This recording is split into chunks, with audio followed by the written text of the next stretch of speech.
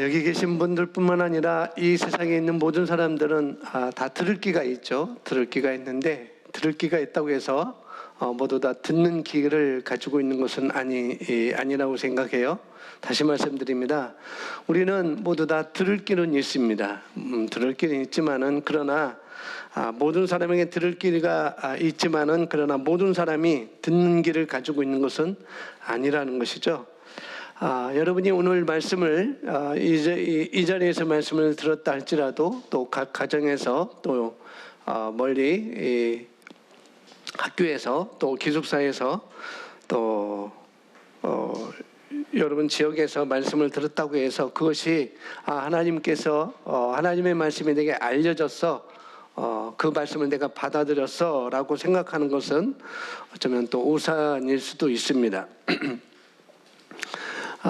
반드시 내가 들은 말씀을 공부하고 상고하고 묵상해야 되는 것이죠. 내가 말씀을 공부를 해야 되는 것입니다. 그래서 내가 그것이 내 것이 되도록 내 마음으로 붙잡고 또 붙잡은 말씀이 내가 빼앗기지 않도록, 다른 말로 하면은 내가 흔들리지 않도록, 어떤 환경이 내게 불어닥친다 할지라도, 어떤 홍수가, 어떤 창수가, 어떤 비바람이, 어떤 문제가 내게 다가온다 할지라도 내가 흔들리지 않도록 내가 믿음의 선한 싸움을 싸우는 것, 그것은 우리 각자에게 맡겨진 일이라는 것이죠. 여러분들이 들을 수 있는 귀를 갖고 있을 뿐만 아니라 또 듣는 귀를 가지고 있는, 그래서 예수님께서는 누가복음, 마태복음도 나와 있고 마가복음도 나와 있고 가장 이 부분에 대해서 듣는 귀를 갖는 그 부분에 대해서 누가복음에서 가장 잘 그 말씀을 해주고 있거든요. 누가복음에서 말씀하신 것처럼 씨 뿌린 자의 비유에서 그렇게 말씀을 하고 있습니다. 마지막에 그것이 받아들여지는 씨가 그 밭에 우리 심령에 받아들여지는 그러한 옥토밭에 마음을 가진 여러분이 되려고 한다면 반드시 말씀을 고백해야 되고, 시간을 들여서 말씀을 공부하고 고백하시고 또한 그렇게 인식하시기를 제가 부탁을 드리겠습니다. 자, 오늘 말씀의 제목은 계시지식. 조금 낮춰도 되겠어요? 제 목소리를 조금만 낮춰도 되겠습니다. 계시 지식이라고 적었는데요. 됐습니다. 계시라고 하는 말은 우리가 참 그 일반적인 것, 제가 코칭, 이제 JMA 코치를 이제 가서 하는데 젊은 청년들을 제가 이제 4명을 코치를 하고 있습니다. 그런데 거기서 이제 코치를 맨 마지막에 했는데 목사님은 어느 교단인지 물어봐서 저는 그 대한예수 장로의 대신측이라고 이렇게, 그러냐고. 그래서 그러면은 목사님도 이 계시라는 말, 이 방언이라는 것, 이게 또 여기서 사용하는 언어가 그렇게 쉽지가 않았을 텐데, 목사님들이 만나는 교단의 목사님들도 제가 있는 교단과 마찬가지로 이런 부분에서는 굉장히 민감하게 이렇게 생각하고 그걸 제재하고 그러는데, 목사님은 어떻게 이런 부분을 풀어갔는지 궁금하다고 이렇게 질문을 해왔습니다. 그래서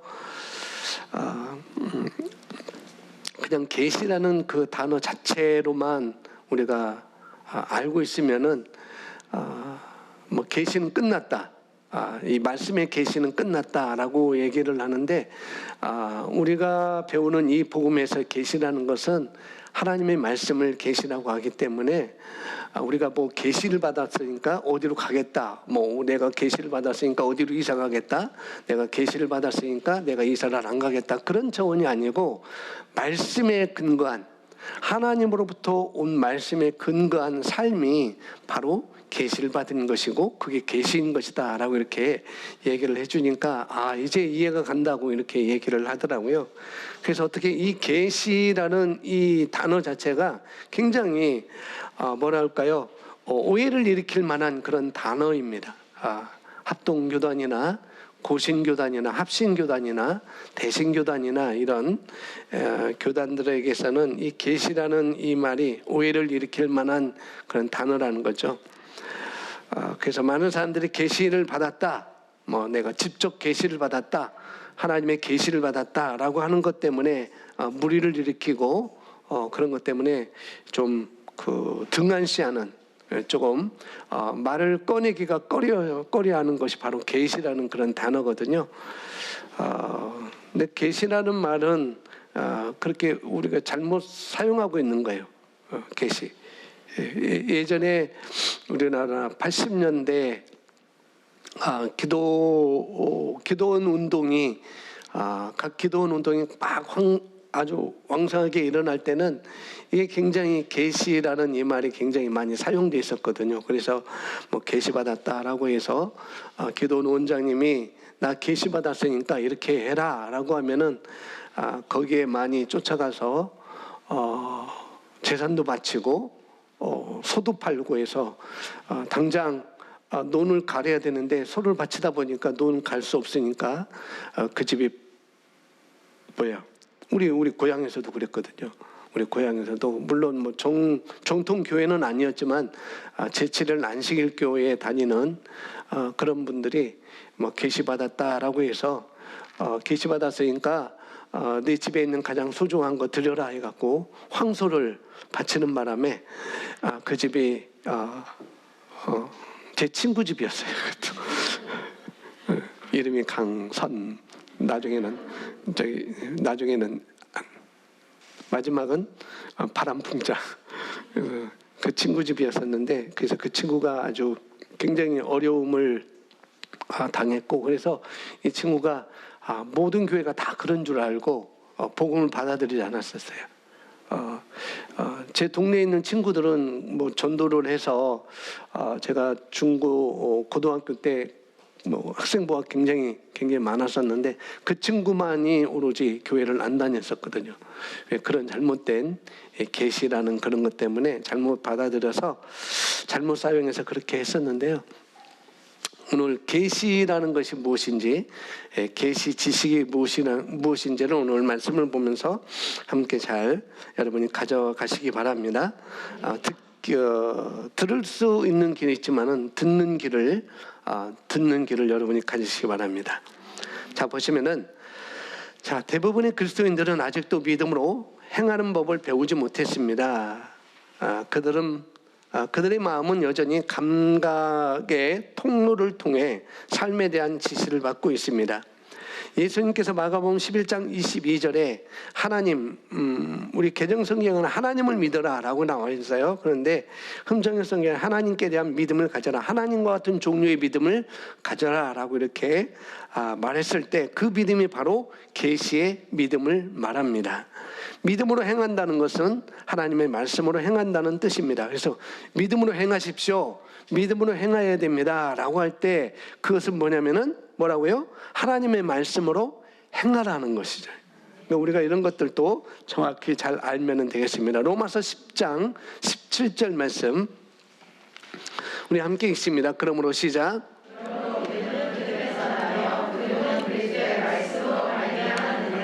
아멘. 자, 그러므로 믿음은 들음에서 나며 들음은 그리스도의 말씀으로 말미암았느니라. 자, 믿음이 생기는 그 원리를 여기서 말씀을 해주세요. 믿음이 어떻게 생기는지 원리를 말씀해 주겠는데 그 원리가, 그 과정은 말씀을 들을 때 생긴다고 성경은 말을 하고 있죠. 그러나 단순히 말씀을 듣고 있다고 해서 믿음이 생기는 건 아니라는 거예요. 이 시간도 여러분들 하나님의 말씀을 듣고 있는데 그 말씀을 내가 듣고 있다고 해서 믿음이 생기는 건 아니라는 것이죠. 아까도 말씀드린 것처럼 뭐예요? 들을 수 있는 귀는 있으나 그러나 듣고자 하는 것, 듣는 귀가 없는 사람은 믿음이 생기지 않습니다. 그래서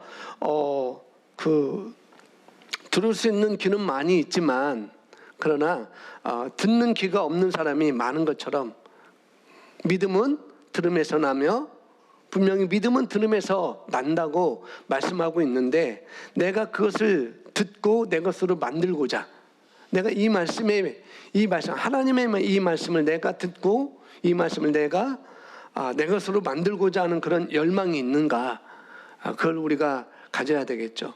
그런 인식과 그런 생각과 그런 의식을 내가 가지고 내가 듣고 있는가, 또 그와 같은 결단을 내가 했는가가 굉장히 중요하다는 것입니다. 그리고 말씀을 들을 때 그 말씀은 그리스도의 말씀으로 말미암는다라는 것도 우리가 아셔야 되겠죠.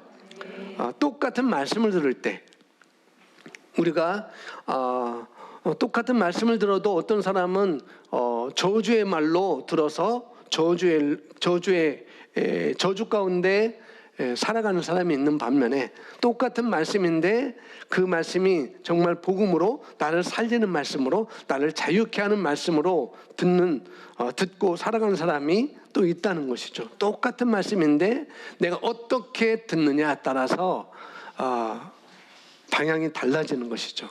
방향이. 자유케 하는 말씀을 듣고 내가 자유함으로 살아갈 수도 있는 것이고요. 또 내가 저주의 말씀으로 듣고 저주 가운데 살아갈 수도 있는 거라는 거죠. 그러니 내가 들으면 믿음이 생길진데, 여러분이 말씀을 들으면 믿음이 생길진데, 내가 그것을 받아들이는 귀로 들을 뿐만 아니라, 내가 이 말씀을 받아들이는 귀로 들을 뿐만 아니라 어떻게 해요? 듣는 말씀, 내 귀에 들려지는 이 말씀을, 듣는 말씀, 그 정보를 내가 구분해서 들어야 된다는 거죠. 구분해서 들어야 돼. 이것이 저주로 가게 하는 그런 말씀인지 아니면은 자유케 하는 자리로 가게 하는 말씀인지 여러분이 구분을 하셔서 잘 들어야 된다는 거죠. 그래서 내가 어떤 것을 들을 것인지, 어떤 것을 내가 받아들일 것인지 내가 평가하고 판단할 수 있어야 됩니다. 자, 믿음은 약속에 근거합니다 라고 써 있어요. 믿음은 약속에 근거합니다. 약속은 하나님의 말씀이죠.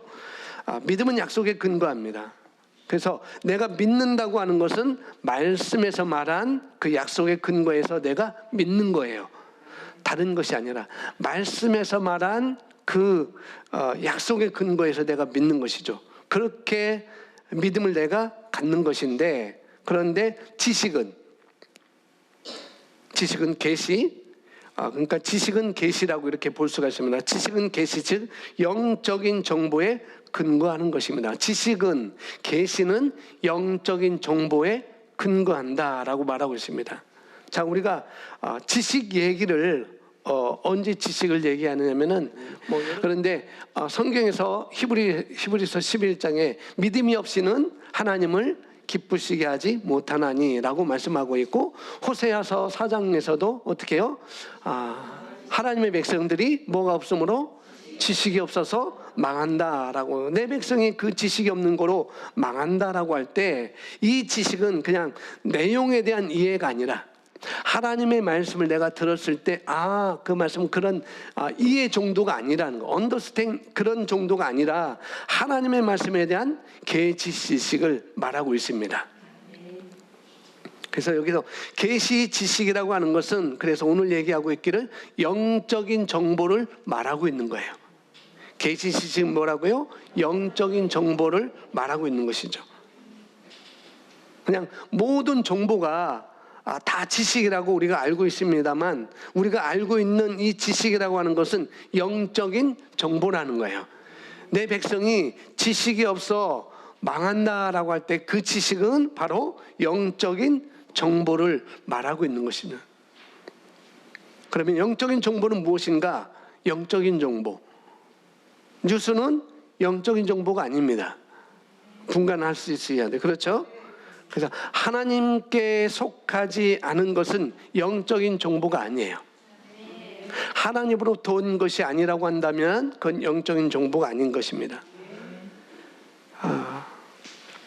왜 하나님께 속하지 않은 것, 하나님께 속하지 않은 정보, 하나님께로부터 오지 않은 그런 정보가 그 영적인 정보가 아니다라고 얘기하냐면은, 예수님께서 제자들에게 물어보죠. 얘들아, 다른 사람들은 나를 누구라 하느냐? 할 때 누구다 엘리야다, 세례 요한이다, 누구다, 이렇게 다 말합니다. 하는데, 그러면은 너희는 나를 누구로 아느냐? 라고 할 때 베드로가 용기 내서 뭐라고 해요? 주는 그리스도시요 살아계신 하나님의 아들입니다 라고 이렇게 말하는데, 예수님이 바요나 시몬아, 내가 참 잘 말했어. 그러나 내가 말한 것은 이것은 내가 말한 것이 아니라 뭐라고요? 하나님께서, 내 아버지 하나님께서, 성령이 아니고는 그렇게 말할 수 없는 거야.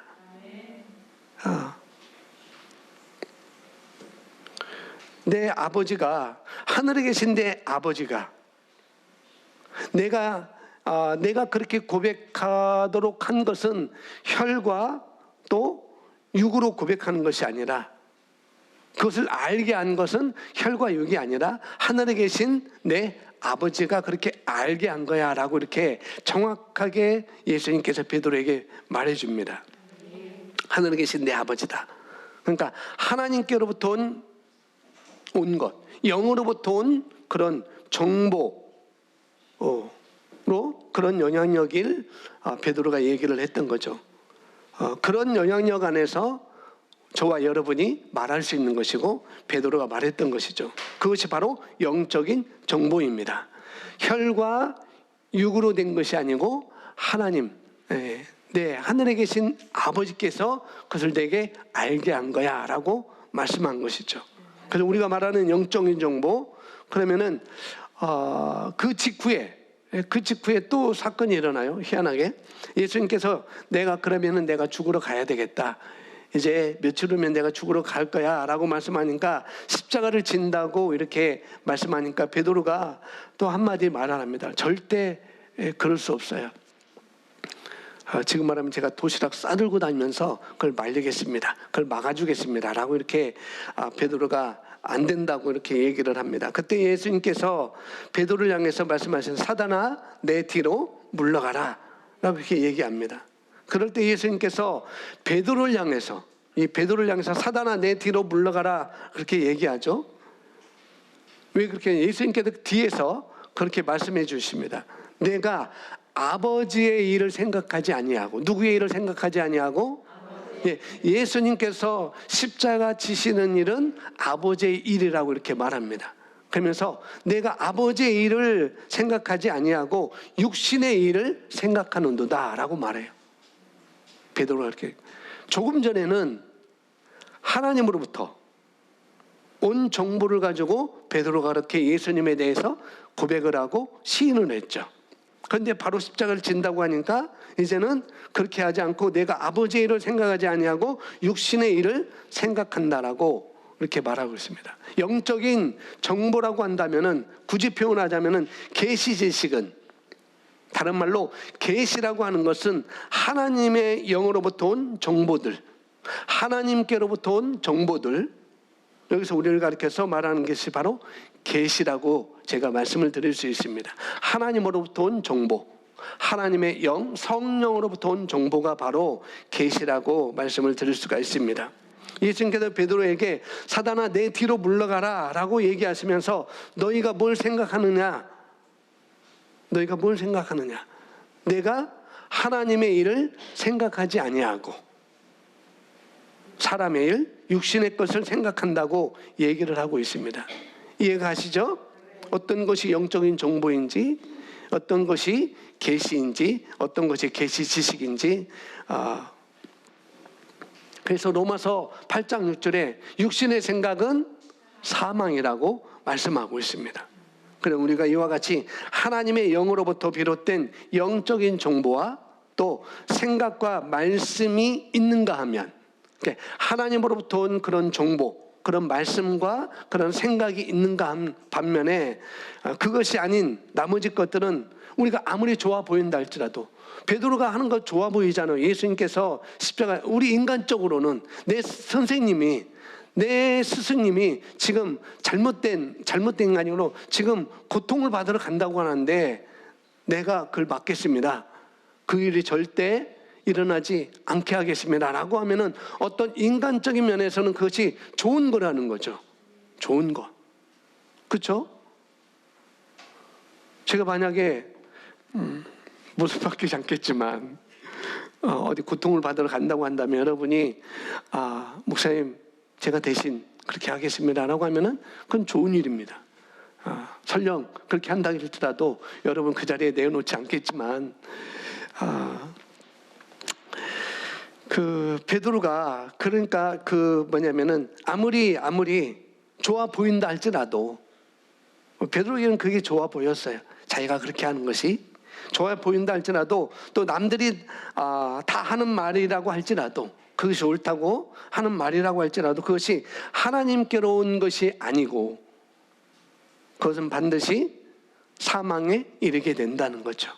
우리 육신의 생각, 사람의 생각, 혈과 육으로부터 온 생각은 결국은 사망에 이르게 된다고, 결국은 그것이 복이 안 된다고 이렇게 말씀을 하고 있는 것이죠. 그러니 저와 여러분이 영의 생각으로 영적인 정보로 내가 판단할 때 그것은 반드시 생명과 번식과 확장을 가져오는 것입니다. 아멘. 영적인 정보를 가지고 우리가 어떤 것을 해 나갈 때 거기에는 반드시 결과가 있게 되고요, 번식이라는 그런 것이 있게 되고 생명이 있게 되고 확장을 가져오는 것입니다. 그래서 영적인 정보들로, 하나님께로부터 온 그런 정보들로 내가 계시 지식을 갖춰야 되겠습니다. 아멘. 그럴 때 우리가 그 말씀에 대한 이해뿐만 아니라 그 말씀에 대한 내가 계시 지식, 다른 말로 믿음을 소유할 수 있는 것입니다.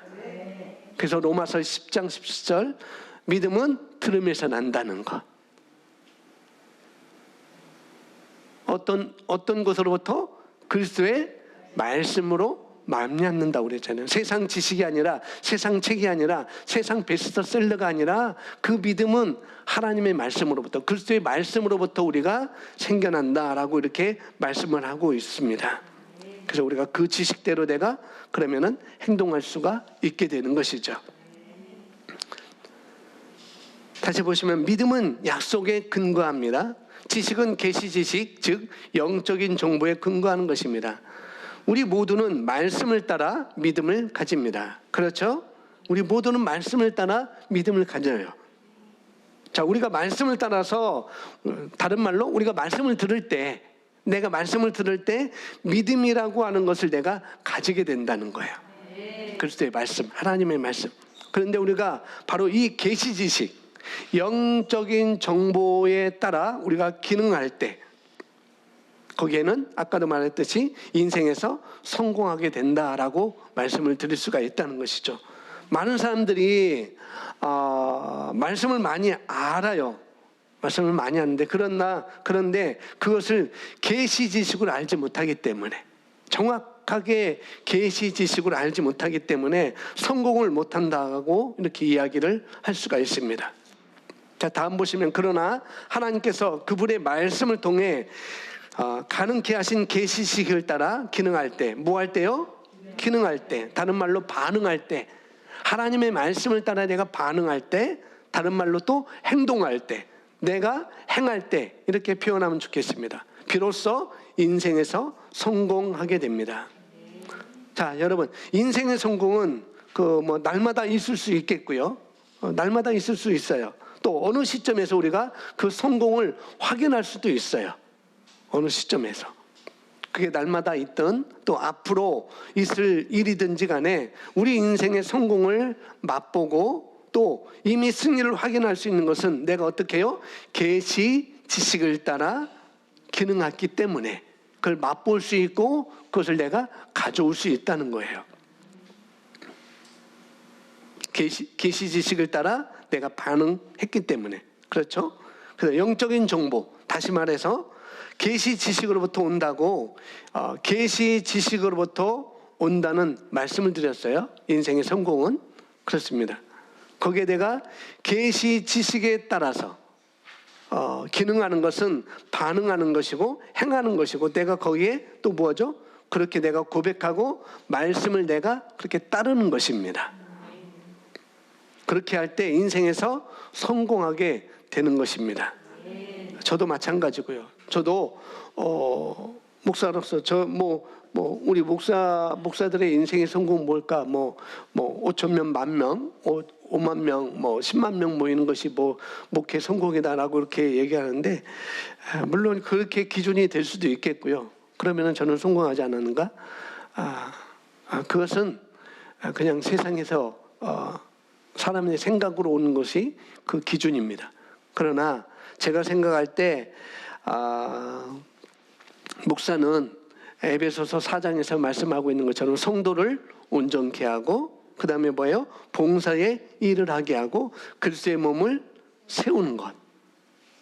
우리가 변화되고 배가 되고 제자가 되고, 그것이 바로 이 목회의 성공이 되지 않을까. 제자를 만드는 것, 또 제자를 만들고 그 제자가 그냥 가만히 머물고 있는 것이 아니라 또 다른 제자를 만들어서 자꾸 번식해 나가는 것, 그것이 바로 목회의 성공이 아닐까라고 저는 생각합니다.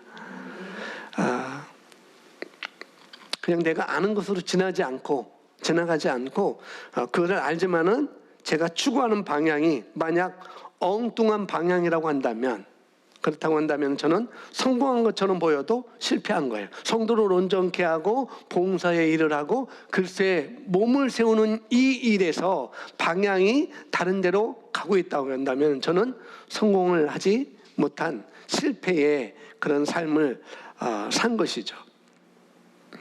그러나 만약 제가 말씀을 따라 이 영적인 정보에 따라서 제가 계시에 따라서 계시 지식에 따라서 내가 반응하고 있다고 한다면 저는 지금 눈에 보이는 것이 없어 보일지라도, 지금 눈에 보이는 것이 없을지라도 저는 성공의 자리에 서 있는 것이고, 저뿐만 아니라 여러분도 마찬가지인 것입니다.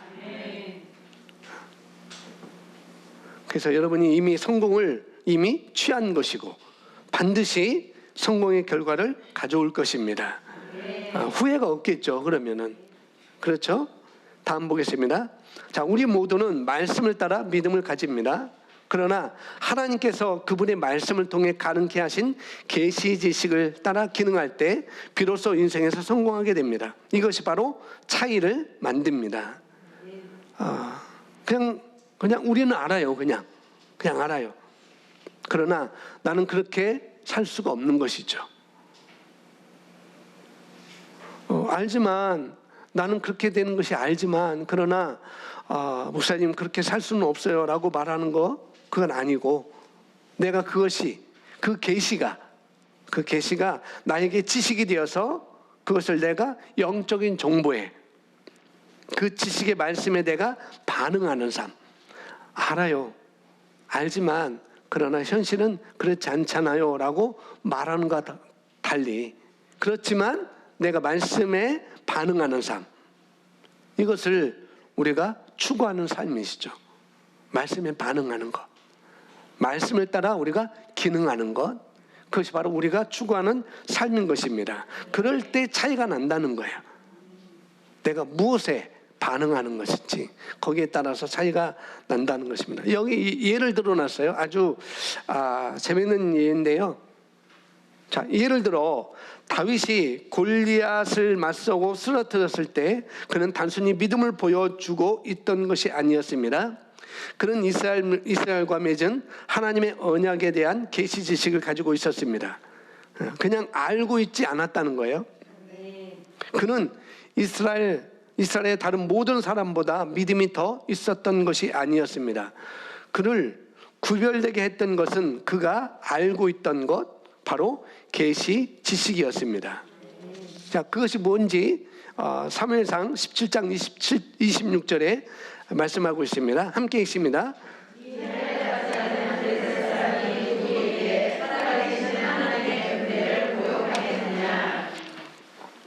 예, 사무엘상 17장은 골리앗을 무찌른 다윗 얘기가 나오죠. 이 다윗은 이스라엘 사람들 모두 다 같이 함께 믿음을 갖고 있었어요. 다윗도 그 믿음을 갖고 있었고, 이스라엘 백성들 모두 다, 이스라엘 백성 군대들도 다 함께 믿음을 갖고 있었습니다. 어떤 믿음? 할례받은 사람이라는 것.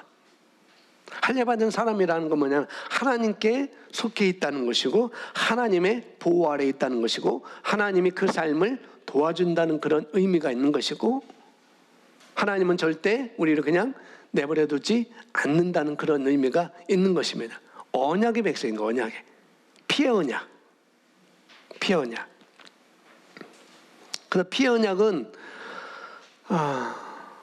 내가 죽어야 될 자리로 내가 들어가는 것이고, 내가 어려움에 처할 때 널 그냥 내버려두지 않고 내가 가서 너의 어려움을 해결해 준다라는 그런 의미가 있는 것이 바로 피의 언약인 것이죠. 이 다윗은 그것을 알고 있었습니다. 하나님과 이스라엘 백성들의 그 관계는 바로 피의 언약의 관계라는 것. 그걸 알고 있었어요. 그래서 다윗도 할례받은 사람의 축복된 사람이었고, 여기 이스라엘 사람들 축복도 다 똑같은 것 다 가지고 있었지만 다윗은 계시 지식이 있었기 때문에 달랐고 그렇게 행동할 수 있었습니다.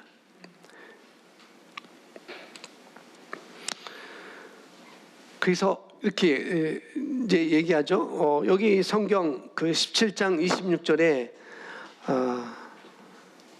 이 할례받지 않은 블레셋 사람이 누구기에 살아계시는 하나님의 군대를 모욕하겠느냐라고 이렇게 말하죠. 먼저 처음에 네가 누구간데 하나님의 군대를 모욕해라고 말하지 않고 뭐라고 했어요? 처음에 이 할례받지 못한 사람이 누구이게. 이 할례받지 못한, 아까 말씀입니다. 할례는 이스라엘 백성과 하나님과의 맺은 언약의 표시였어요. 피의 언약의 표시였습니다. 그리고 거기에 있었던 블레셋 군대를 맞서고 있었던 모든 이스라엘 사람들이 다 할례를 받고 있었죠. 사울 왕부터 모든 쫄병에 이르기까지 군대 모든 사람들이 다 할례를 받고 있었습니다. 그걸 몸에다 다 행하고 있었습니다. 그걸 모르는 사람이 없었어요.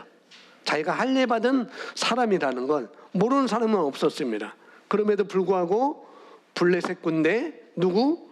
골리앗이라는 거인을 만났을 때 아무도 자기가 알고 있는, 아무도 자기가 하나님과 어떤 관계인지 그 내용이 그들에게 계시 지식이 되지 못했기 때문에 그들은 한 발도 앞서지 못했던 것이고 두려워서 떨고 있었습니다. 그냥 지식으로만 알고 있었죠.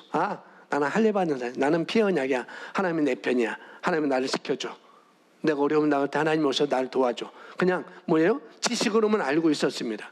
그러나 그것이 그 말씀에 반응하도록 하는 것은 뭐냐면은 사고방식이라고 해도 좋겠고요, 또 믿음의 자리까지 온 그런 계시지식이 되지 않았다는 것이죠. 이스라엘 백성들은 계시 지식의 자리까지 오지 않았기 때문에 그들은 두려워 떨고 있었던 거죠.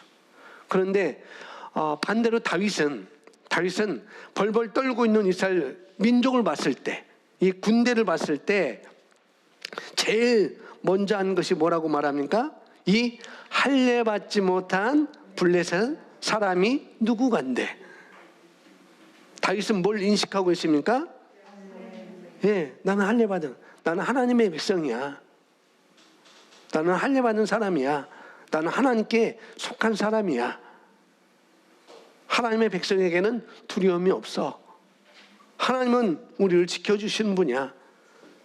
감히 누가 하나님의 백성을, 할례 받은 백성들을 누가 대적하겠어? 라고 하는 그런 인식을 다윗은 갖고 있었던 것이죠. 보세요. 꼬마가 15살 꼬마가 장대 같은 그 거인 앞에서 이런 말을 할 수 있던 것. 그래서 오늘 제목이 하룻강아지 범 무서운 줄 모르는 사람이라고 쓰려다가 바꿨습니다. 그런 것이죠. 속담에는 그렇게 할 수 있어요.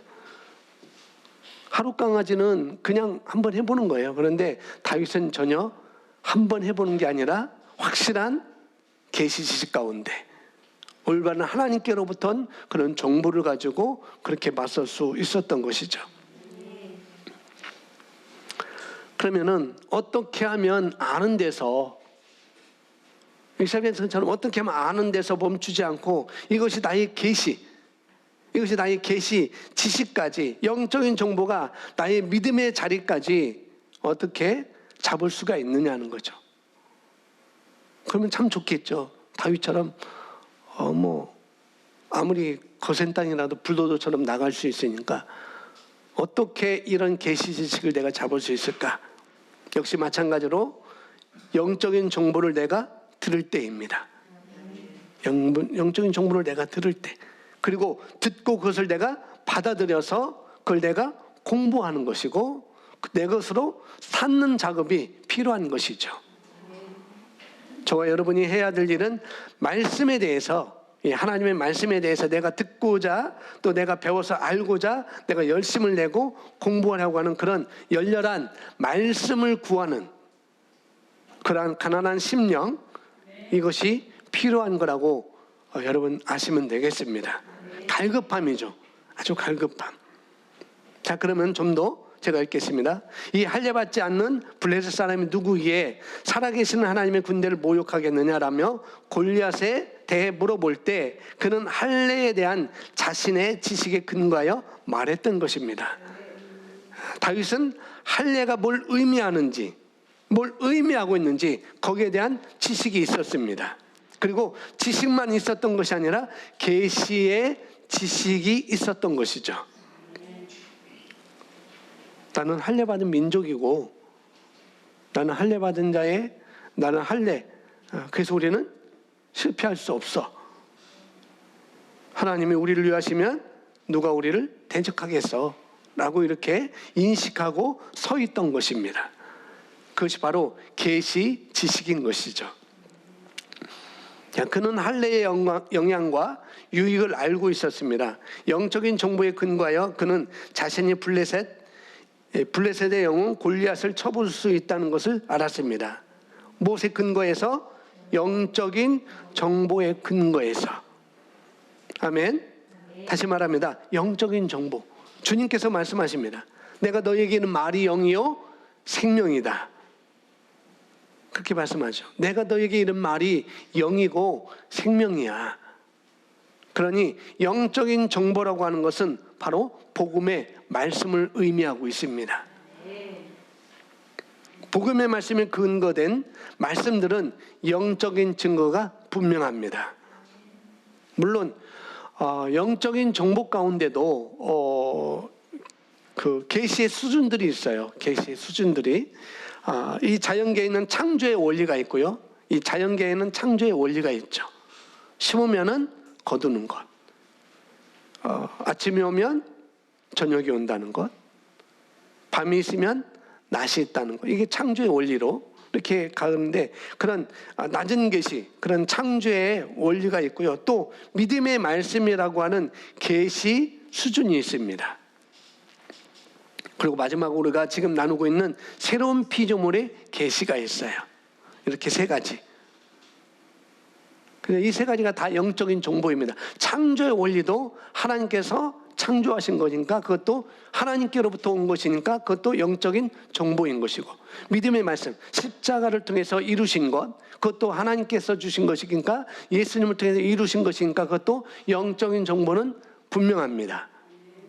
그러나 예수님께서 십자가에 죽으시고 장사된 바 되었다가 3일 만에 살아나셔서 부활하심으로 말미암아 우리가 어떤 존재가 되었는지, 우리가 거룩하게 되었고 우리가 의롭게 되었고 하나님의 생명을 가진 자가 되었고 하나님의 본성을 가진 자가 되었고 우리는 죄로부터 깨끗함의 씻김을 받았고 우리는 어둠의 권세로부터 해방되었고 우리는 그리스도와 함께한 공동 상속자가 되었고 우리는 어떻게 해요? 말씀을 통해서 생명을 통해서 우리는 다스리는 자가 되었고 성령님께서 내 안에 거하신다는 것.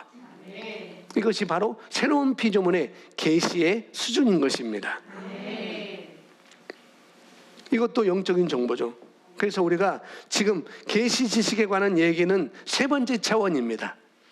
창조의 원리도 아니고 믿음의 말씀도 아니고 새로운 피조물의 계시의 복음이 바로 여기서 나누는 바로 계시 지식이라는 거죠. 세 번째 차원이에요. 가장 높은 차원이죠. 내가 믿고자 뭔가를 노력할 수 있어요. 내가 믿으려고 뭔가를 노력하는 것도 물론 필요합니다. 그런 단계들이 있어요.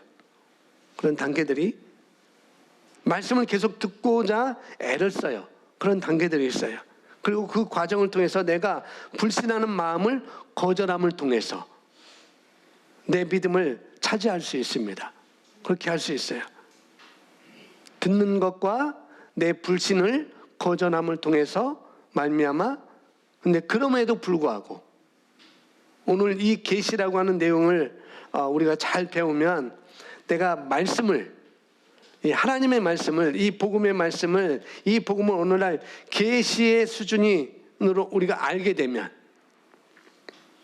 믿음의 자리를 여러분이 잡는 것입니다.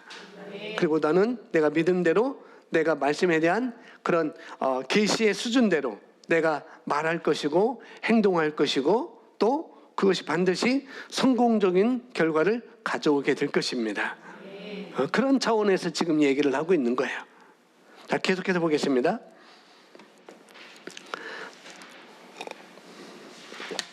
이 영적인 정보에 근거하여 그는 자신이 블레셋 영웅 골리앗을 쳐부술 수 있다는 것을 알았습니다. 자, 알았다는 거죠. 자, 우리는 결과를 알아요. 뭘 갖고 있으면? 계시의 지식의 수준을 갖고 있으면, 계시 지식을 우리가 갖고 있으면 그 사건에 대한 결과를 우리가 알 수가 있습니다. 다윗이 그것을 알았다는 거죠. 그 계시 지식을 통해서 우리가 볼 수 있는 것이죠. 그래서 우리가 우리를 가리켜서 그래서 정복자보다 더한 자라라고 이렇게 말하는 것이 이상하지 않습니다. 이것을 이해하십시오. 말씀을 알면, 여기서 아는 것은 계시 지식을 아는 것이죠. 말씀을 알면 당신은 믿음을 쥐어짜내려고 애쓸 필요가 없습니다. 지식이 우리에게 믿음을 줍니다. 다윗이 한 행동은 그 지식을 보여주는 것이었습니다. 예, 그러니 내가 뭘 안다고 하지만 행동이 나타나지 않는다. 그 얘기는 뭐예요? 반대로 말해서 나의 말과 행동은 그것을 알고 있는, 그가 믿고 있는, 그가 계시 지식으로 알고 있는 내용을 반증하고 있는 것입니다. 예, 뭐든지 그렇습니다. 뭐든지. 저와 여러분이 지금 말하고 있고 말한 대로 내가 어떤 행동을 하고 있다고 한다면 그 행동이 내가 뭘 가지고 있는지, 내가 어떤 계시의 지식을, 어떤 수준의 말씀을 내가 가지고 있는지를 우리가 알 수가 있는 거라는 거죠. 그것이 바로 우리의 믿음인 것입니다. 우리 각자의 믿음인 거예요. 내가 한 행동과 또 말과 내가 무엇을 인식하고 있는지, 내가 또 뭘 믿고 있는지, 또 그에 대한 표현이 바로 내 행동과 말인 것입니다. 그러니 내가 하나님의 말씀에 대한 영적 정보에 대한 그 영적인 하나님의 지식, 이 계시 지식을, 약속과 이 말씀에 대한 이 계시 지식을 내가 가지고 있다고 한다면 반드시 그 사람은 그렇게 행동할 것입니다. 가지고 있는 대로, 그죠? 가지고 있는 대로. 자, 그가 받은 할례의 중요성과 능력을 알았습니다. 하나님의 말씀은 이스라엘의 자녀들에게 그들이 할례를 받지 않는 자들에게 굴복하지 않으리라는 분명한 정보를 이미 주었습니다. 예, 알고만 있는 것이 아니라 계시 지식으로 다윗은 알고 있었던 것이죠. 다윗에게 있어 이것은 믿으려고 애써야만 하는 것이 아니라 그가 알고 있는 것, 이미 믿고 있는 거예요. 알고 있는 것은 이미 믿고 있는 것, 즉 그의 영 안에 있는 계시 지식이었습니다. 그리스도인은 우리가 계시 지식에 따라 기능한다면, 기능한다는 것은 말하고 행동한다면 당신의 삶에서 영향력이 있게 될 것입니다. 예, 저와 여러분이 계시 지식을 가진 것만큼 우리의 감정도 또 우리의 삶도 환경도 우리가 조절할 수 있어요. 이 계시 지식을 내가 가지고 있는 것만큼 내 감정, 내 환경, 내 삶도 우리가 조절할 수 있습니다. 자, 마태복음 22장 29절에서 예수님께서 말씀합니다. 마태복음 22장 29절 함께 있습니다. 시작.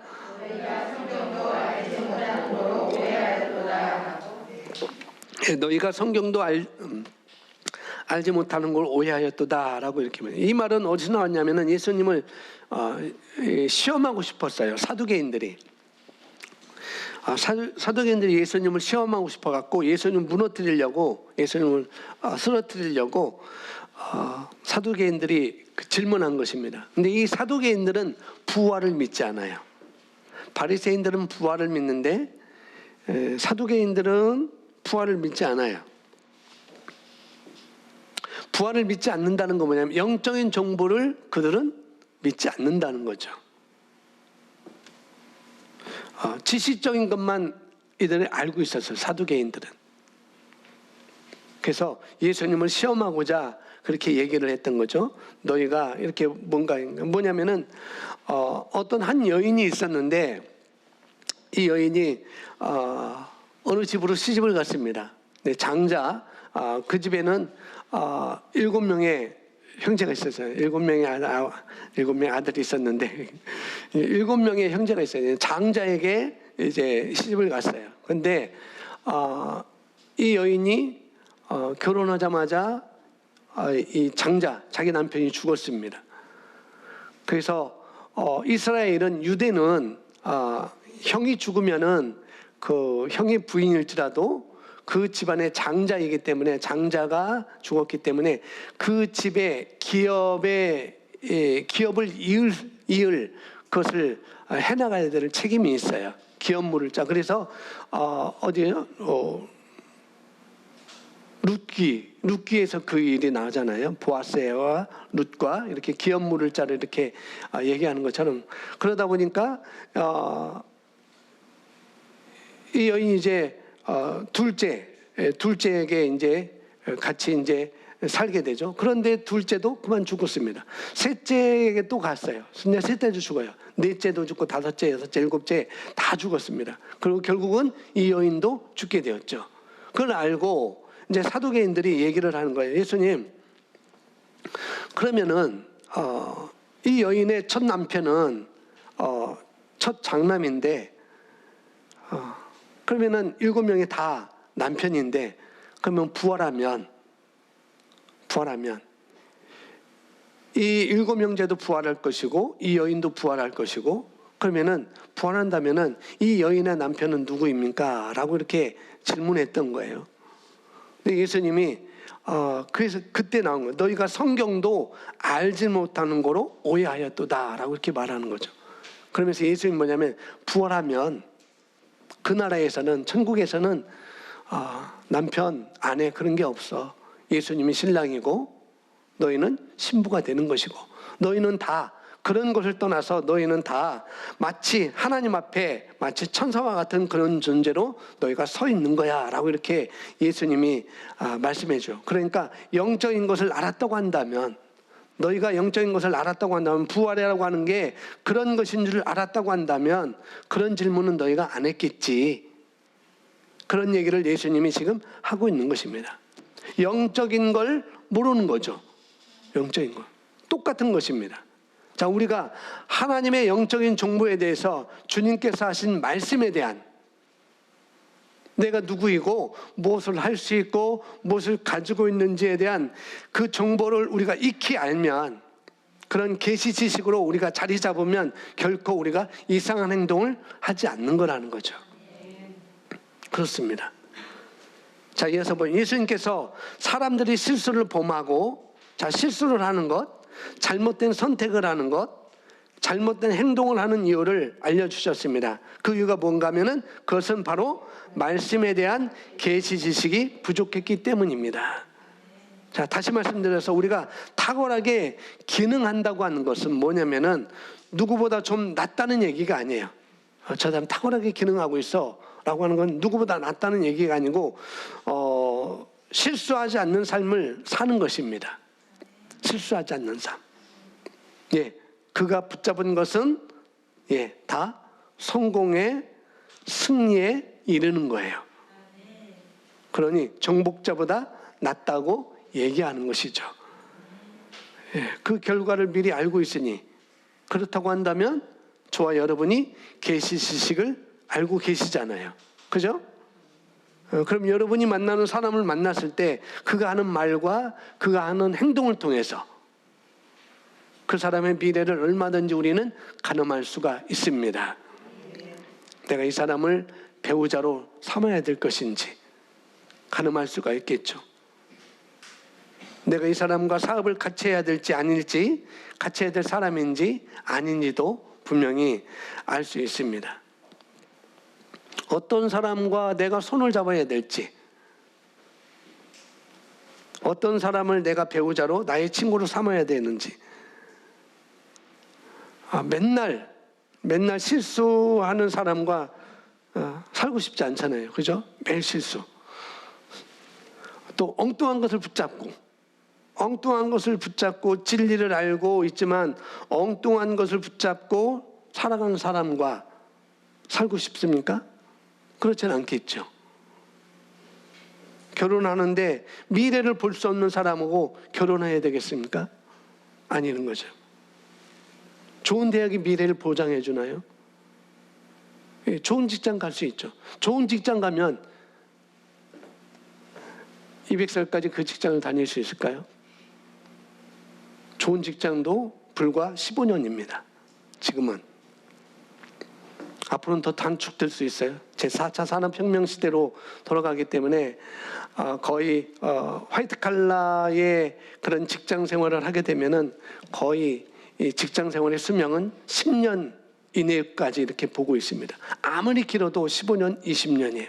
지금 현재로. AI가 각 회사에 그렇게 도입이 되지 않는다 할지라도 거의 20년입니다. 그러니까 좋은 직장이 나를 보장해 주는 건 불과 20년이라고요. 20년. 그러면 27에 직장에 들어가요. 좋은 직장에 들어가서. 그리고 20년이면 47이에요. 50도 안 돼서 이제는 그 직장을 나와야 되는. 물론 100에 한 3, 4명은 남을 수 있죠. 그러나 그렇지 않고는 다 보장이 안 됩니다. 좋은 대학, 좋은 직장, 그게 우리를 보장해 주지 않는다는 것 여러분이 아셔야 됩니다. 물론 가셔야 돼요. 가야 되지만 그러나 결코 그것이 내 삶을, 내 미래를 보장해 주지 않는다는 것을 우리가 알고 있어야 되는 것이죠. 그런 차원에서 제가 말씀드리는 것입니다.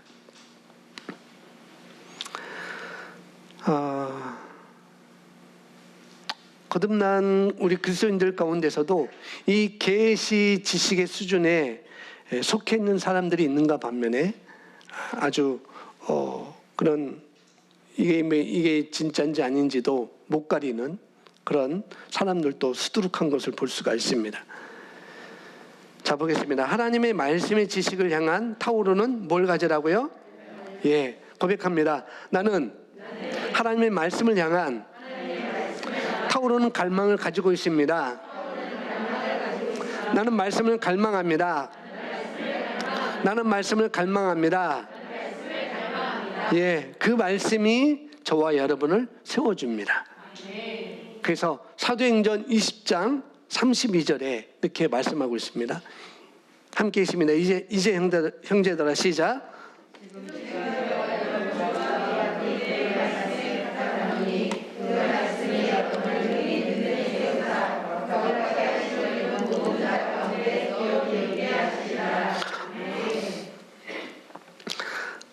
제가 다른 한글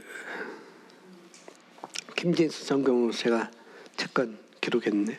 형제들아 내가 너희를 하나님과 그분의 은혜의 말씀에 맡기노니 의탁하노니 이 말씀이 너희를 능히 든든히 세워서 거룩히 구별된 모든 자들 가운데서 너희에게 상속 유업을 주리라 라고 말씀하고 있습니다. 그래서 영적인 정보라고 하는 것은 바로 은혜의 말씀이죠. 은혜의 말씀. 그걸 우리가 복음이라고 말합니다. 복음. 자유케 하는 말씀. 우리를 묶는 말씀이 아니고 우리를 저주하는 말씀이 아니고 우리를 자유케 하는 말씀. 그게 바로 영적인 정보라는 것이죠. 그래서 말씀이 우리를 든든히 세울 뿐만 아니라 든든히 세움으로 말미암아 우리에게 주어진 상속 유업이 내가 뭐가 되도록 실제가 되도록 자녀이면 상속자니 곧 그리스도와 함께한 공동 상속자라고 할 때 그 상속자, 그 상속 유산을 여기서 말하고 있습니다. 예, 예수 그리스도의 그 은혜의 유산들은 그 뭘까요? 내게 있게 하겠다는 거예요. 그리스도에게 있는 그 상속 유업을 내게 있게 하겠다. 우리에게 있게 하겠다는 거죠. 그것이 무엇입니까? 질병으로부터의 자유가 되는 것이고, 또 뭐예요? 가난으로부터 부욕해 되는 것이고, 그 다음에 부요함과 또 뭐가 있죠? 거룩함과 의로움과 부요함과 형통함이 있는 것이고, 그것은 예수 그리스도가 우리에게 가져다 주신 유산인 것입니다. 예수님께서 건강함, 질병으로부터의 자유함, 그 다음에 부요함, 형통함, 또 의로움, 승리, 또 서로 사랑하는 것, 또 우리가 또 나눠주는 것, 이것이 바로 주님께서 저와 여러분에게 가져오신 뭐라고요? 유산인 것입니다. 상속인 거예요. 상속유산. 이것이 우리에게 실제가 되도록 하는 것은 말씀이 나를 어떻게 든든히 세워서 그 유산을 내 것으로 만들도록 하신다는 것입니다. 그러니 우리가 말씀을 배우고 익히는데 우리가 갈망을 가져야 됩니다. 갈망. 나는 말씀에 대한 갈망이 있습니다. 거기에 우리가 힘을 다하셔야 되겠습니다. 마지막 보면은 우리의 영과 혼을 하나님의 말씀에 비롯된 영적 정보로 계속해서 넘치게 하십시오. 승리와 기쁨과 형통의 삶을 사는 능력은 우리가 하나님의 말씀을 얼마나 많이 알고 그대로 살아가는지에 달려 있습니다. 아멘. 그래서 결국 우리가 계시 지식이 필요한 것이고요. 계시 지식이 필요하다면 그것은 행동하게 된다고 말씀하고 있습니다. 계시 지식이 필요하다면. 그래서 계시 지식을 가지려면 지식이 필요한 것이고, 또 지속적인 영과 혼을 하나님의 말씀을 통해서 계속 넘치게 하는 그런 것으로 말미암아 우리가 계시 지식을 가질 수 있다라고 말하고 있고요. 그 계시 지식은 우리가 바로 말씀에 떠오르는 열정, 말씀에 떠오르는 열정, 갈망을 통해서 하나님의 말씀이 저와 여러분 심령에 들어오고, 거기에 성령님께서 비춰줌으로 말미암아서 우리가 계시 지식을 갖는 것을 우리가 알 수가 있습니다. 믿음에 의한 약속이 있다 하더라도, 믿음에 의한 약속이 있다 하더라도 거기에 대한 계시 지식이 없다면, 그런 계시 지식이 없다면 그것을 행할 능력은 없게 돼요. 그래서 다윗이 이스라엘 백성들과 달랐던 것은 똑같은 것을 알았지만, 할례받은 백성이라는 것을 똑같이 알았지만, 그러나 다윗은 계시 지식이 있었기 때문에 그것을 행할 능력이 있었던 것이죠. 그럼 오늘 저와 여러분이 마음으로 결단해야 될 것은 무엇이냐면, 내가 말씀을 열정적으로 내가 받아들여야 되겠다. 듣는 귀가 있는 것이 아니라, 들을 귀가 있는 것이 아니라 듣는 귀까지도 내가 가져야 되겠다. 말씀을 좀 더 내가 열정적으로 내가 힘을 내야 되겠구나. 정말 나를 바꾸는 건, 나를 세우는 건, 내가 성공하는 건 이 하나님의 말씀이, 이 진리의 말씀이 자유케 하고 또 온전케 하는, 이 승리케 하는 이 말씀이 내 안에 계시직으로 자를 잡도록 해야 되겠구나. 이를 위해서 내가 연구하고 공부하고 시간을 내서 고백하고 그런 일에 내가 좀 더 열심을 내야 되겠구나 하는 그런 결단을 하시면 되겠습니다. 오늘 시간 각자 결정하십시오. 마음속으로 결단하시고, 내가 지금 이런 상태가 있다고 한다면 어느 상태에 있든지 관계없이 내가 하나 더 이것을 내 것으로 취해야 되겠구나. 내가 하나 더 취해야 되겠지. 그렇게 결정을 하셨다고 한다.